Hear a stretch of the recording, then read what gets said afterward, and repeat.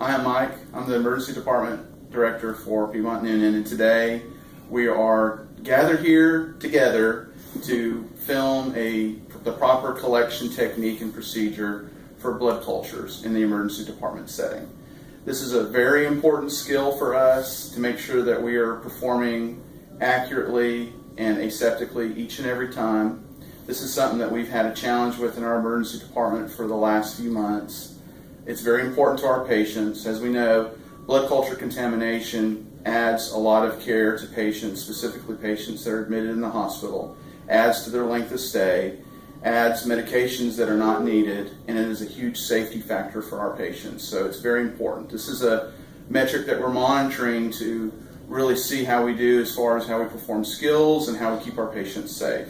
So today with me, we have Christy Parker. Okay, that's enough talking from you. I'm the actual expert here. I've been drawing blood cultures for 16 years.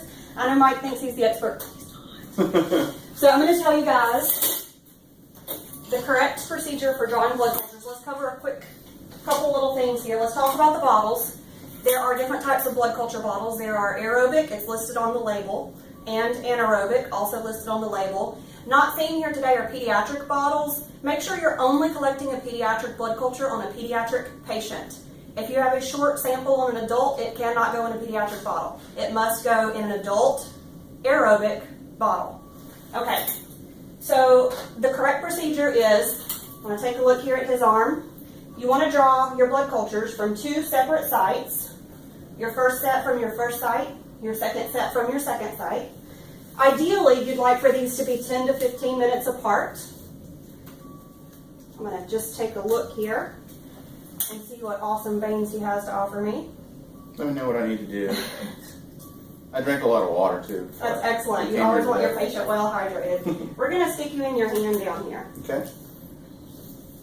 So there are also two separate sets two separate collection techniques you can use. You can use a butterfly needle to draw your samples.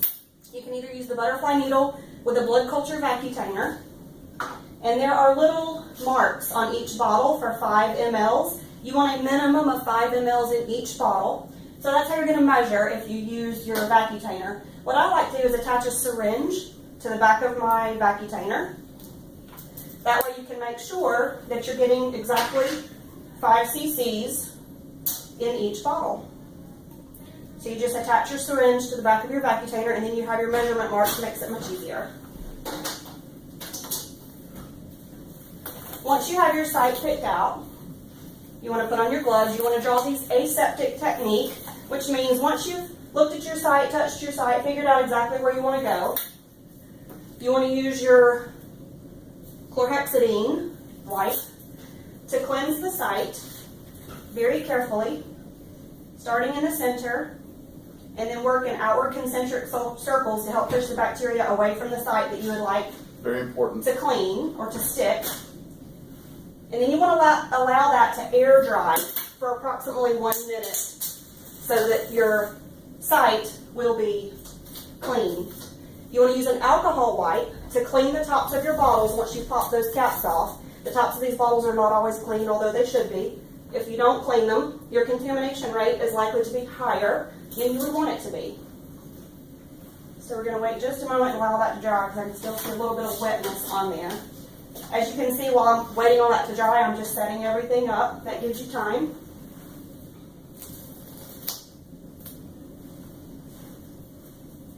That looks good and dry.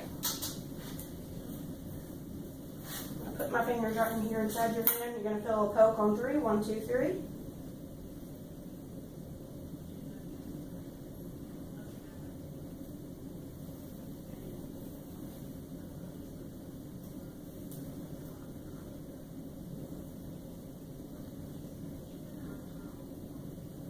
And you're just going to allow your syringe to fill until you have 10 cc's of blood in your syringe.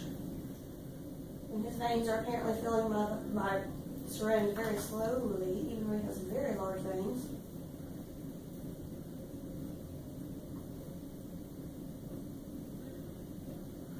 Can you hear the Jeopardy music playing while I'm doing this? I hear elevator music. I didn't feel a thing. That was an excellent stick. Excellent job.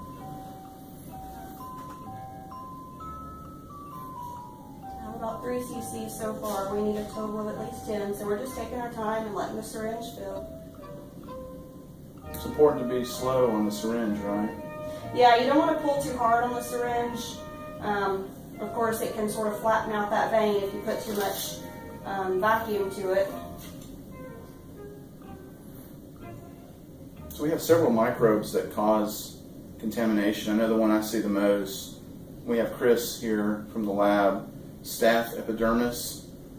What are the microbes? Yeah. Any of the coag-negative staphs, micrococcus, Okay. bacillus.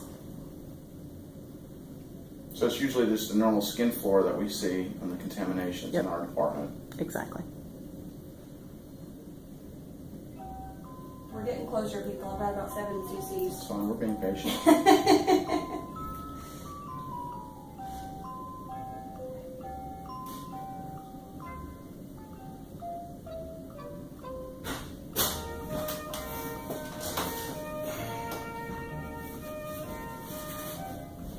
While I'm doing this, let me also mention that if you did not start, if you're drawing blood work from your IV for the blood cultures, if you did not start that IV and you don't know if it was a sterile technique or aseptic technique when it was started, I would not use that IV to draw your blood cultures from. Primarily, I would definitely not collect blood cultures from an EMS IV. You need to make sure that your site is aseptically started. And if you didn't see it started, then it's probably not aseptic. That's a very good point.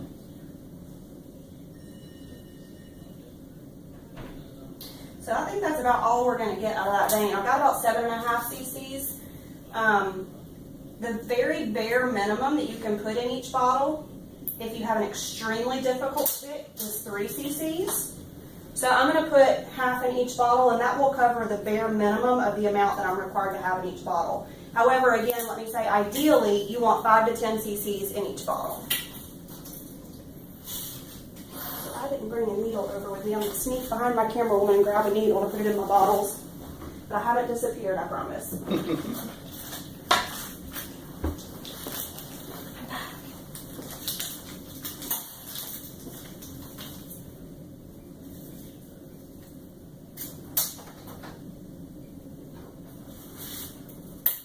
I'm going to put half in one bottle and half in the other.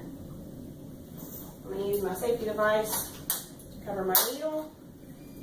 And there you go. Once you've collected these bottles, you want to make sure you place your label in the white area. Please don't place your label over the barcode. The lab needs that to scan the bottle.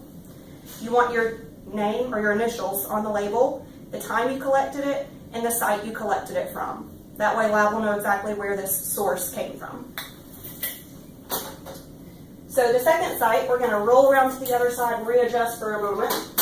So as far as documentation in Epic, what's required as far as documentation? Your documentation in Epic is again going to be your initials, the time you collected it, and in that phlebotomy screen in Epic, you'll have the site you collected it from, and then I think that's it. Definitely make sure you're collecting these blood cultures before you begin antibiotics. If you start antibiotics after you've or before you've collected your blood cultures, then you might as well just throw them away. And that can mean the difference between life and death for your patient, because you're never going to know if you begin to give antibiotics. Those antibiotics are then going to be in your bottles. They're going to kill off whatever bacteria was in there. You're never going to know what that bacteria was. And your patient, if they begin to decline, then you don't have that set of blood cultures to know why they were sick to begin with.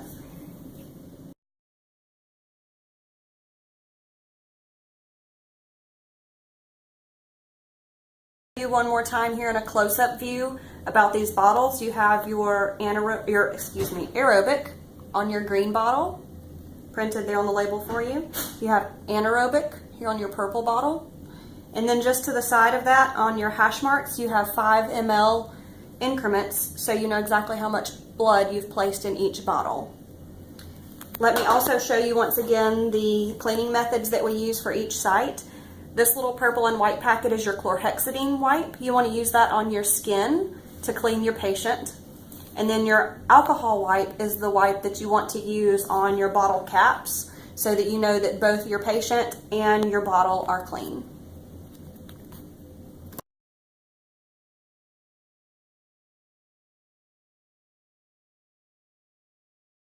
Our second site, absolutely make sure that you are collecting your blood cultures from 2 separate sites. You do not want to draw everything from one site. You want to make sure and have the best opportunity possible to catch whatever type of bacteremia may be flowing around in your patient. And the best way to do that is from 2 separate sites. So again, we're going to clean starting in the center, working in outward concentric circles, pushing that skin flora away from the site that we want to stick. Let me grab my gloves. I always forget something. There's so many things you have to gather, isn't I there? know.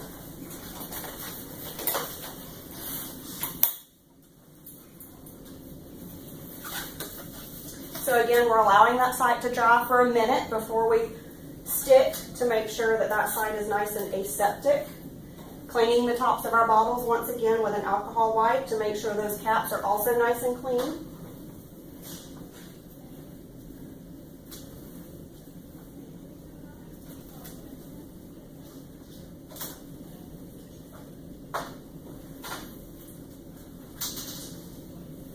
That looks really dry to me. We're going to wait that full minute. I'm going to fill a stick here, 1, 2, 3. Very nice. And then again, we're going to draw, this one's bleeding much better, 10 cc's, so that we can put a minimum of 5 cc's in each bottle. Again, good job on the stick.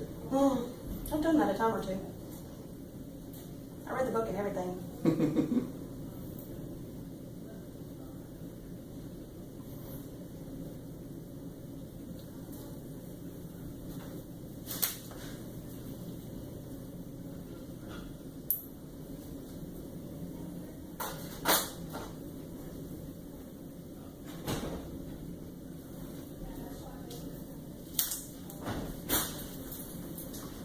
And then I'm going to use a clean needle, not the same needle I used last time, to inject the blood into this new set of blood cultures. And I'm going to put half of my sample in the first bottle, making sure there are at least 5 cc's in each. Half of my sample in the second bottle. Use my safety device to cover my needle. And again, make sure that you label these with your initials, the time collected, 15 minutes apart from the other site, and then that we drew this from his right AC this time instead of his left hand last time. And that's it. And one thing I'd like to add is that this is, again, a very important measure. I want to thank Christy for doing this. This is awesome. Christy has had no blood culture contaminations in our emergency department at all, ever. So she's a subject matter expert. She's a senior nurse in our ED. She worked as a phlebotomist before becoming a nurse. So thank you for doing this video. Thank you. That'll be all.